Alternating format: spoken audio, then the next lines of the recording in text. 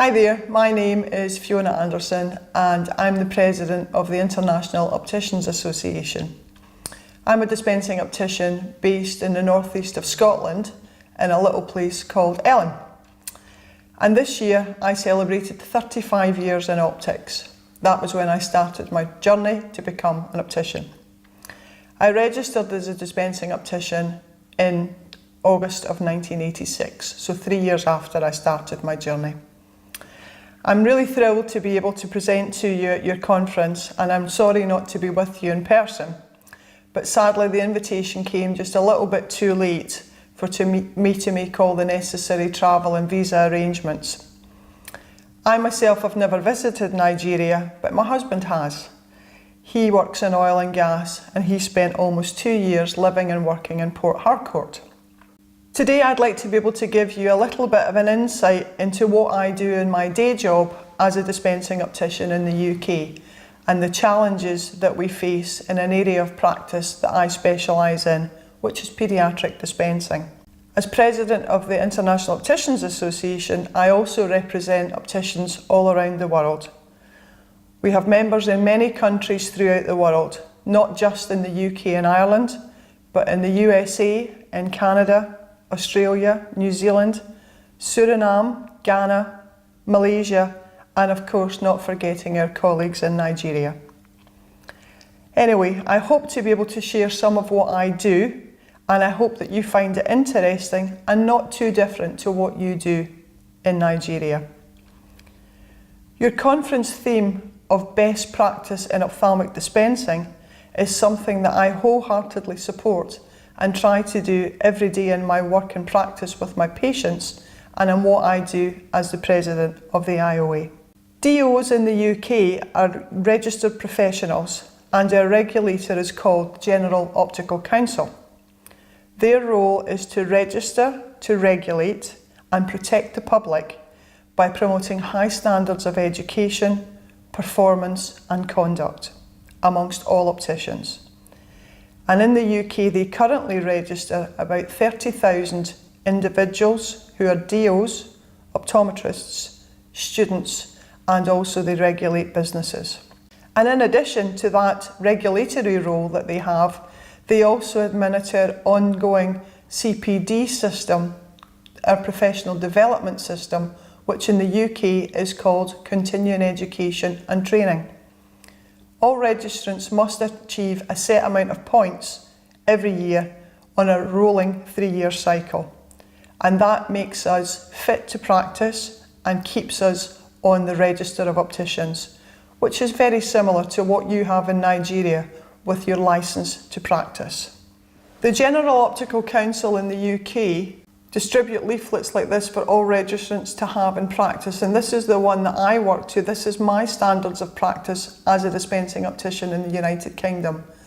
There are also similar ones for students, which have a slightly different set of rules and regulations, and currently we're consulting on new standards for businesses, which will replace the existing Code of Conduct.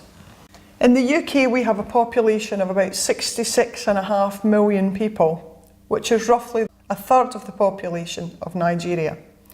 And to put that into some sort of perspective for you, in the United Kingdom, we have 1,300 ophthalmologists, which means there are roughly 5,000 patients to every ophthalmologist.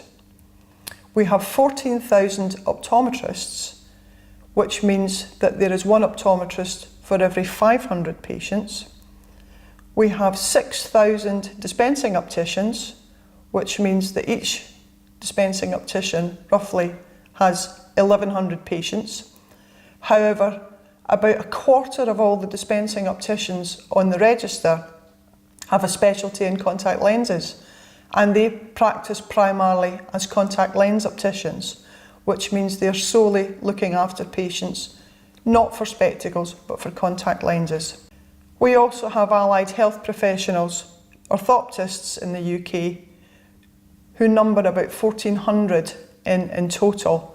So that's one orthoptist for just less than every 5,000 patients. So there's a lot of people, but not a lot of professionals to look after them. And I would be really interested to find out what the numbers are in your country I think perhaps you might be looking after many more people than we are in the UK because your population is so much bigger.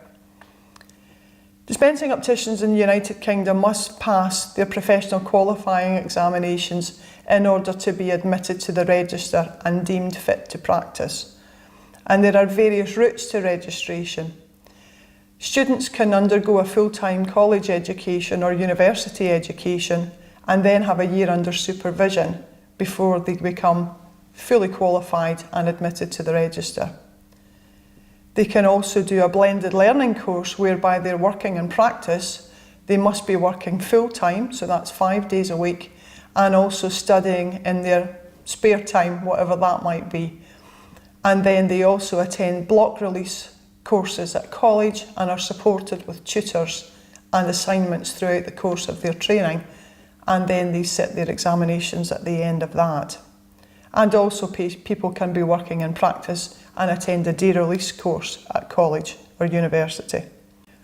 To qualify, dispensing opticians have to meet areas of competence in 9 specific areas, and we share 5 of these areas of competence in common with our colleagues in optometry. The competences that we share with optometry are the ones that you might imagine: communication, standards of practice, contact lenses, methods of ocular examination and optical appliances. And the competences specific to dispensing opticians are low vision, refractive management, ocular abnormalities, and the one that I'm most excited about is paediatric dispensing. And it's on that paediatric dispensing that I want to concentrate today. It's a really highly skilled and complex competency that requires not only skill, but patience. Patience with your patients and expertise. Paediatric dispensing is carried out in the community and in some instances within hospital or even university settings. In the United Kingdom, paediatric eye care is funded by the government under what is called General Ophthalmic Services and is funded by our NHS. The NHS is the National Health Service, which is a government department which was set up about 70 years ago to bring accessible health care in all areas to everyone. So the NHS fund the eye examination and basic spectacles for all those children who are under 16 years old or full-time students under 19 years of age, so long as they are in a full-time course. And that can be either at school or college or university. Patients are routinely seen in community setting, whether that's in an independent practice that's owned by the practitioner or in the optical superstores on the high street that employ many different specialties within them. If a child has very complex pathology or prescription, or even some binocular vision issues, they might be referred on to a specialist at the hospital, perhaps an ophthalmologist or a specialist doctor or an orthoptist, so that they can better meet the needs of those patients. Access to services is like it is in most countries. It can be quite different in how well it is delivered to patients. Usually in the very densely populated urban areas, patients are usually fairly well catered for. But in my part of the world, which is in the far north of Scotland, and sometimes even further up in the islands and the more remote areas of the country, access to care is often not so easy because of the distances involved or at a time that's suitable for patients. And again, in Nigeria, you have a much bigger country than we have, so access sometimes for you might be a problem.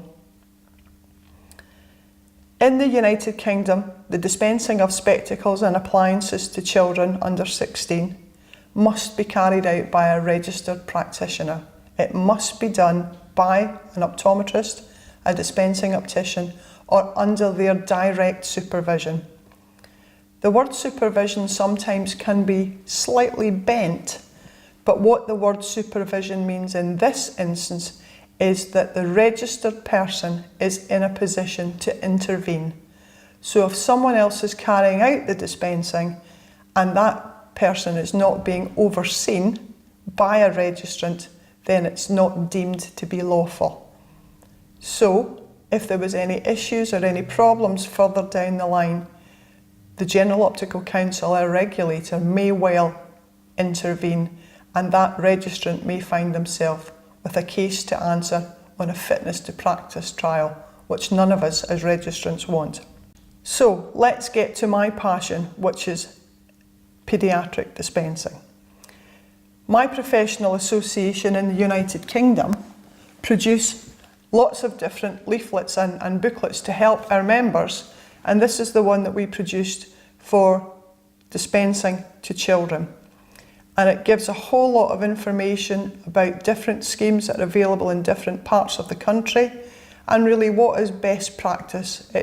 It's almost a how-to do booklet for our members to make sure that they're doing everything to the best of their ability and to their competence.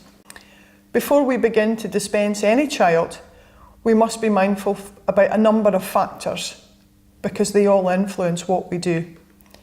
We need to think about the psychology of actually dispensing to a small person because that's what children are.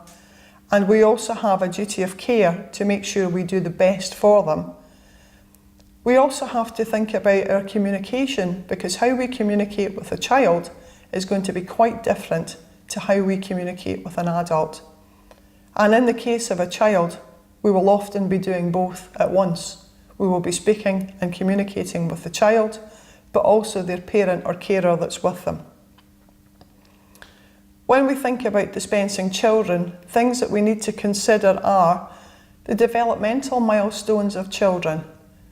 We can't put them all in one box. They don't all develop at the same rate. We need to think about their physical development.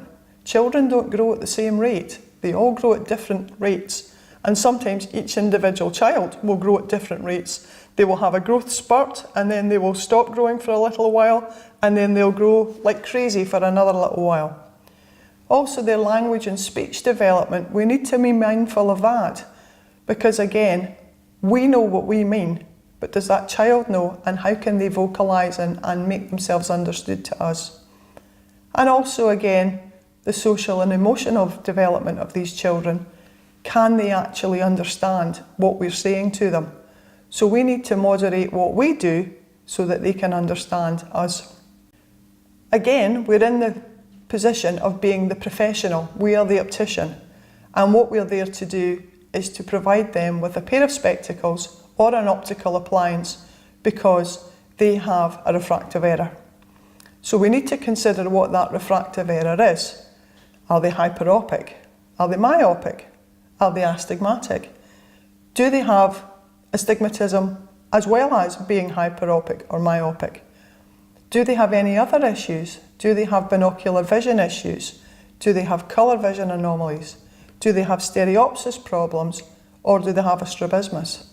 All these things will have a bearing on what we do. Also, are they amblyopic? How do we explain that to the parent? Never mind the child. How do you explain to a child that they can see out of one eye but not out of the other?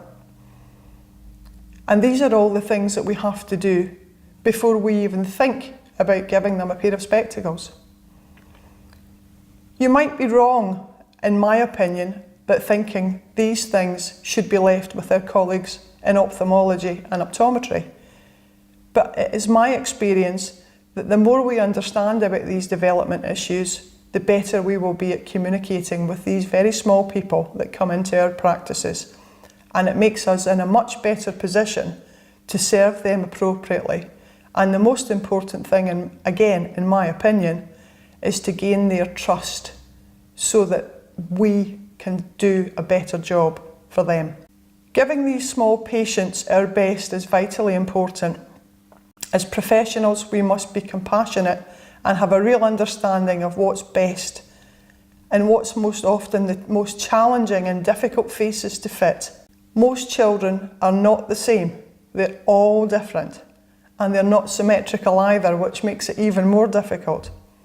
And as I've already said, we need to build a relationship and gain the trust of not just the child, but of the carer or the parent who's with them, which is not an easy thing to do. So I find it best if I've got a really clear process, a real clear plan of what we need to do, and try to stick to it, which again, with a 2 or 3 year old is not easy. That 2 or 3 year old will wander off, they will have a tantrum, they will throw themselves on the floor, they will possibly kick you or bite you or put their head down and not want to actually look at you.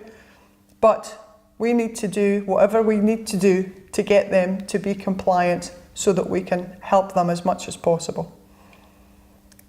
We might have to get down on our hands and knees and get on the floor with them so that we can try to assess what the face looks like, what the characteristics are, and try and take some measurements so that we can make a pair of spectacles fit them to the best of our ability. We really owe it to these children to fit them with the best, or if that's not possible due to either fitting or budget constraints, the most appropriate appliance for them to fix what's wrong, to correct the refractive error and give them the best possible vision that we can.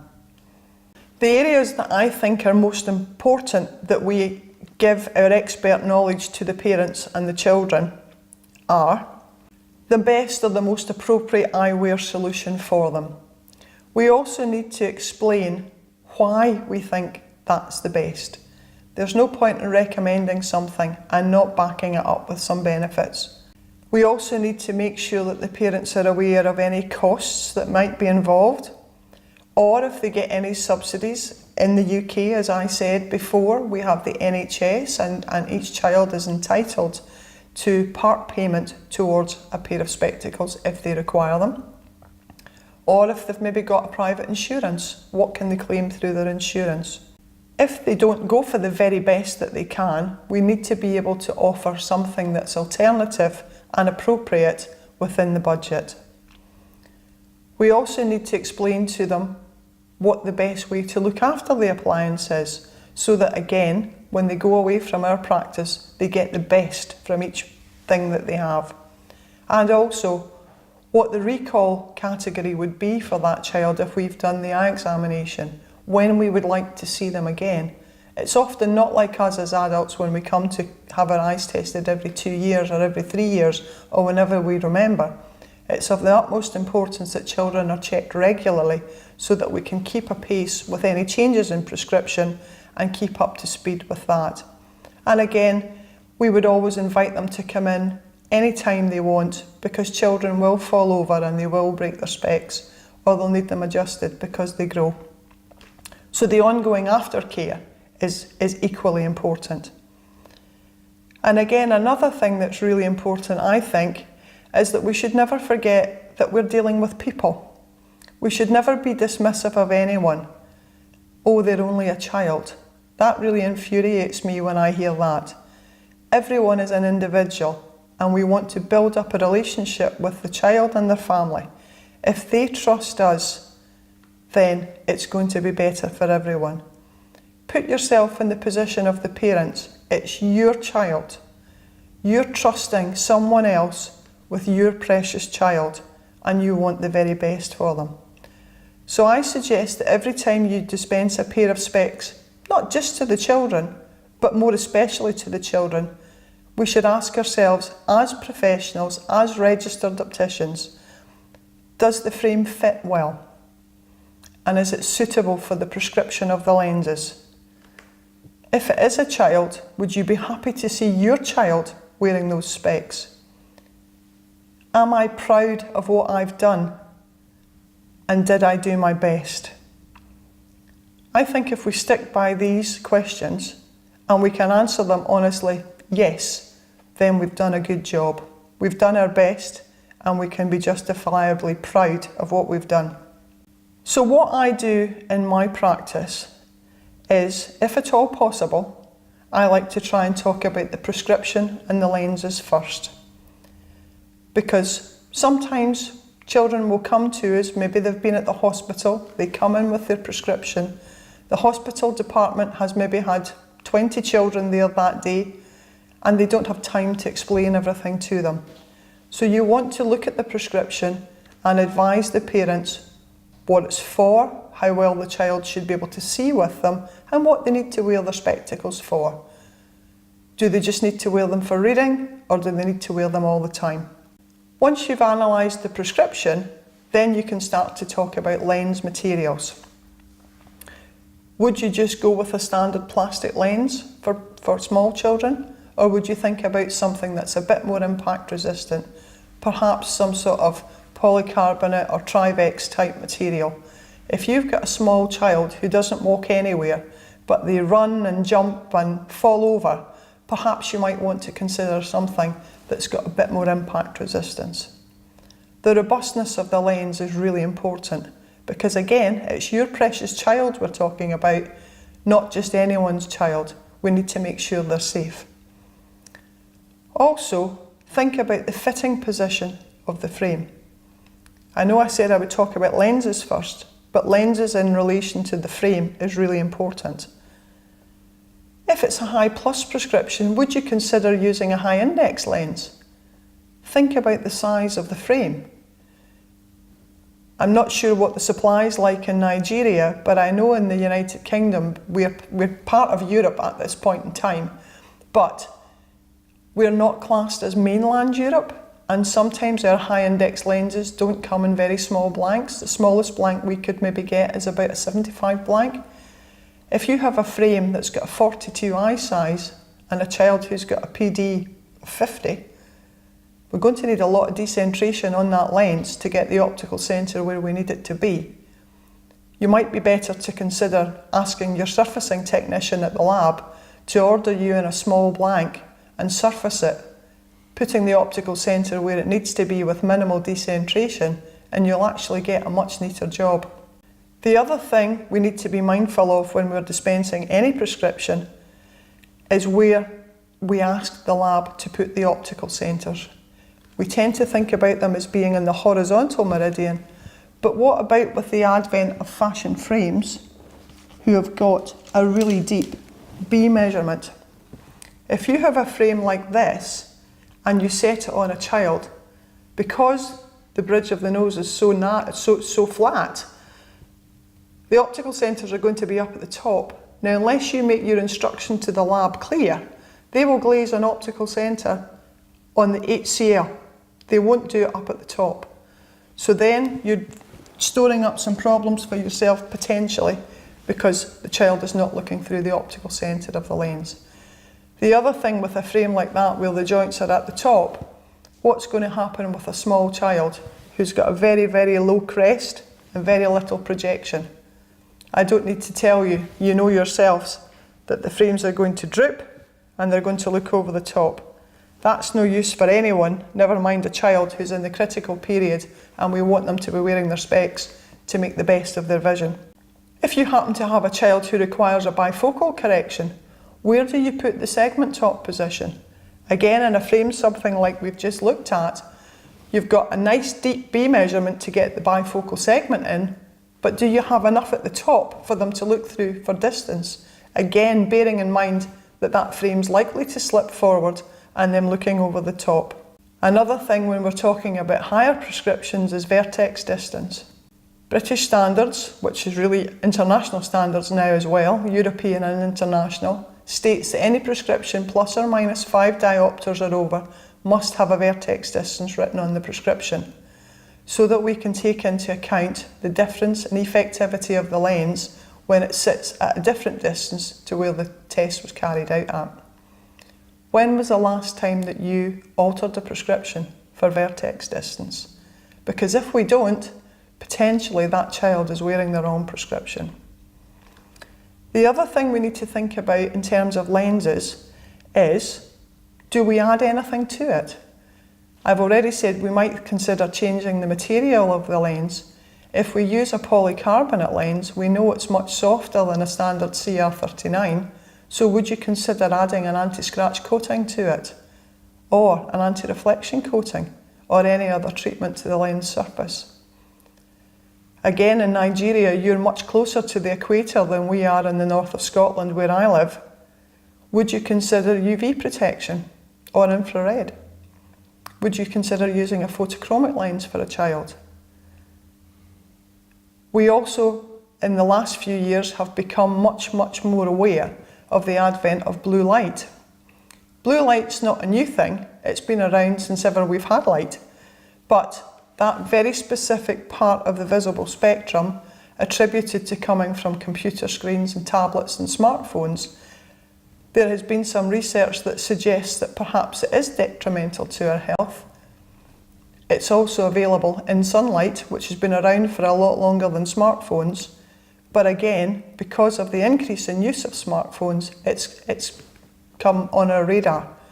So again, would you consider using a blue attenuating coating on a spectacle lens to help combat the negative effects of blue light? And again, as I said at the very outset, we need to talk to the parents about all of these things, and we need to give them advice and information so that they can make an informed choice as to what's the best for their child's eyewear. When it comes to frame selection, in my practice what we do is we adopt what I call is the shoe shop model, whereby the child comes in with their parent and they get measured first before they look at any frames. They come over to the dispensing area and they sit down with me and they get measured. I take several measurements. I take facial measurements, head width, temple width, crest height, different measurements, so that enables me to show them a frame that fits them. I have two nieces, and when they were young, if we ever went for shoes, they would invariably go to the pink ones, the sparkly ones, the high heels and the strappy ones, which were completely inappropriate, but that was the ones that they would like, but they weren't the ones that would fit them. And when a child is young and still in the development stage, they need to have something that's fit for purpose, that fits the face, so that they can get the best out of their optical correction. As I say, you don't let them self-select, because that's just storing up a whole lot of trouble for yourself. Obviously today there are a vast array of different frames on the market. There are metal ones, there are plastic ones, there are combinations of each. There are rimless ones, and yes, people do fit rimless frames to small children. The main measurements you need to be concerned with are all the measurements around the bridge and its development, the width of the head, and the one that I think is often overlooked is the length to bend. So where the side comes and drops down at the back of the ear. Again, to go back to the one I've used before, something like this in the UK just now is very fashionable. The geek chic is all in, and the children want to have the ones like their parents have. But children are not small adults. Something that would be much more suitable is something like this, where the bridge and the joints are running along pretty much the horizontal centre line of the frame. We know that when we set that on the face, it's going to sit in the right position, and it's going to be very difficult for the child to look over the top of those frames. Facial anatomy is really, really important. Obviously, I'm sitting here in the north of Scotland, very Caucasian, very white with freckles. But I know my colleagues in Africa look quite different. I have many friends who have moved to the UK from Nigeria, and I'm quite interested in the differences in facial anatomy. We know that Africans tend to have wider, more flat bridges. So with that, your PDs tend to be wider. In 2014, I was a volunteer at the Commonwealth Games, and I could have done lots of different jobs, but I chose to work in the polyclinic, which was in the Athletes' Village, as part of the optometry team. And we had a para-athlete come in, and I think he was from Ghana. He was a power lifter, and he was massive, and his PD was 82. We could not get frames to fit him. We literally had to go out into the community and run round a few local opticians to see if someone had a frame that fitted him, because his head width was so wide and his PD was so wide, and we just didn't have anything to fit him. And he was -4, so he needed his spectacles to compete in the games. And we were delighted when he came back in a few days later with his silver medal around his neck to show us. And I'm not sure he would have got it if he didn't have his spectacles. Different syndromes will also give rise to different anatomy as well, and one of the ones that I've been quite involved in the UK is children who have Down syndrome. There are quite a few specific traits for Down's kids, and they tend to be that their PDs tend to be quite narrow, but their head width tends to be quite wide. And that creates a problem because what do? Do we make a big frame to fit their head, but then we have to decenter the lenses? Or do we fit something that fits in the front, but perhaps step out the lugs so that we get a nice fit at the sides? It's a difficult call to make, but I always prefer the front to be a better fit than what we have at the sides. Again, I've already said length to bend is one that's often overlooked, and there's quite a few things that the manufacturers do which make me really cross. One of them is, on frames which are fashionable, is they tend to do very flat sides with a square core. And of course the reps will say to you, yes, if it's too long you can always cut it down. Yes, you can cut it down, but if the side is too long to start with, the swan neck of the frame is in the wrong place. So even cutting down at the back means that you can't bend the frame and you can't make sure that the length to bend is in the right place. For children, I tend to make the drop of my frame slightly shorter than I would in an adult because their little heads are smaller all round. So I would tend to have my drop to be 25 or 30 millimetres, which tends to shorten the overall length of the side, if it's a 135, by about 10 millimetres. I prefer something that's a nice round core so that I can cut it to fit, and then I can cut the tip to make the job nice and neat. Another thing that really annoys me is on spectacle frames when you sometimes see them that they haven't adjusted the length to bend at all.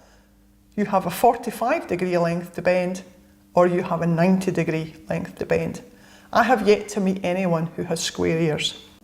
We also need to make sure that parents know that they're welcome to come back to the practice at any time, because as we said before, the children don't grow uniformly. They might not grow for 2 or 3 months, and then they might grow like crazy for the next few weeks, and you can almost see them growing in front of you. So they must come back in regularly to have their spectacles checked over, and that we can make any necessary adjustments to them. Making adjustments is not always quick. Sometimes it can be quite a lengthy process, depending on what the child has done to their specs. If they've been playing football or fallen off their bike or fallen out of a tree, often the specs are in a bit of a mess. What I tend to do, as I said before, is I take the measurements before at the dispensing appointment, so that when the child comes back to collect their specs, it is a little bit quicker. You know that you've taken accurate measurements, and you know when you put the spectacles on, they're going to be pretty much a good fit. Consider if you're using a plastic frame that you might perhaps use a headband to hold it on for the child for sports. That might be something that you would think of to help. If you have a metal frame, such as this one, you might consider not having individual pads. You might consider having a strap bridge, which will make the fit just a little bit more comfortable for the child. Or, in the case of this one, you might take the acetate pads off and put on silicone pads, which will be much, much softer and stickier so that the frame is less likely to slip. You can also use silicone tips as well, and again, because of the stickiness of the silicone, the frames are less likely to slip. Or, if they do slip, something like this, a slip stop, which you can use in conjunction with the tips, and again, it just makes a more secure fitting. I've also fitted some children who have had bone conduction hearing aids, maybe on a band on their head. So what we've had to do is we've had to consider doing a skull grip on frames so that it doesn't interfere with the hearing aid. And again, something that shouldn't be overlooked with children is the pantoscopic angle of the front of the frame. Children's faces are much flatter than adults. So when we would normally put a pantoscopic tilt of 8 to 12 degrees on an adult's frame for, say, progressive lenses, we wouldn't want anything as much as that for children. we would want the pantoscopic angle of the front to be fairly flat. The other thing for quite small children is to consider is using a curl side, such as this. Current thinking is, I wouldn't use this on anyone if they were under 3 years old, purely because the cartilage is still forming and it's still soft, and you don't want to pull the ears forward. So long as the total length of the side is appropriate, they're really good, but you have to be careful that they're not the wrong length, otherwise you risk damaging the cartilage. And again, with all of these things, we should say to people, please come back. If it's not right, or they move, they get broken, damaged, please come back. The main thing that alters in a child's life is their nose. When they're born, they're quite flat, close to their face, and as they get older, they lift up from birth all the way through to puberty. There's significant development there, and that's the thing that we need to be looking at. The last thing I want to think about is one pair enough? We tend to think that one pair does everything, but as an optician, I have more than one pair. Some might say that that's a privilege that I have being an optician, but I need my spectacles to see, so at the very least, I need a spare pair. I'm not fortunate enough to live in a part of the world that gets a lot of sun, but when we do have sun, I like to put my sun specs on. I also have a pair of swimming goggles, because if I go to the pool, I can't see to come out of the changing rooms. You might have a child who's a budding footballer. Maybe he's going to be the next Edgar Davids, who knows? He might need to have some football spectacles. And again, something with impact resistant lenses and frames so that he's not going to damage himself or anyone else. So that's really all I've got to say to you today. I think the most important thing in any dispensing, but particularly dispensing to children, is the communication aspect of it and inspiring trust in what you do as a professional. The last thing I'd like to say is that people buy people. If you appear to be knowledgeable and good at what you do, people will buy into that. They will trust you and they will come to you for your expert advice. I really hope that your conference is a huge success. I hope you enjoy learning together, and I thank you again for asking me to be a part of it. Thank you very much, and goodbye.